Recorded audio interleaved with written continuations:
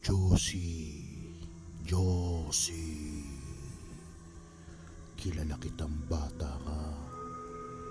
Ikaw yung batang hindi mautusan. Napakatamad mo, Josie. Kilala kita, bata. Bakit hindi ka mautusan? Puro ka na lang cellphone. Di ka natapos sa paggamit ng cellphone, kaya hindi ka mautusan, Josie. Kilala kitang bata ka. Matagal na kitang sinusubaybayan, Josie. Taga Peñaranda ka lang sa tabi ng ilog. Akala mo ba hindi kita nakikita? Kitang-kita ko yung katamaran mo, Josie. Hindi ka mautusan. Dahil kaka-cellphone mo, hindi ka ba magpapakabalik? Hindi ka ba talaga magawa?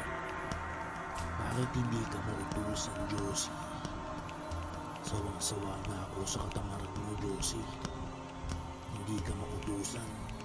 Ngayon, pupuntahan na lang kita dyan. Alam na alam ko kung saan ka nakatira. Malapit lang ako sa'yo. Kung hindi ka magbabago, Josie, pues magkikita tayo. Alam mo na kung anong gagawin ko sa'yo, Josie.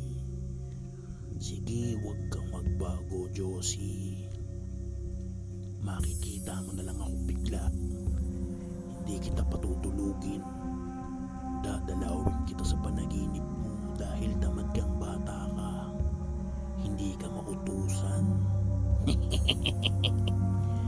Magkikita tayo, Josie, kapag hindi ka nagpakabait at hindi ka pa rin sumunod. Hindi ka pa rin mautusan at hindi mo hininto ang paggamit ng cellphone.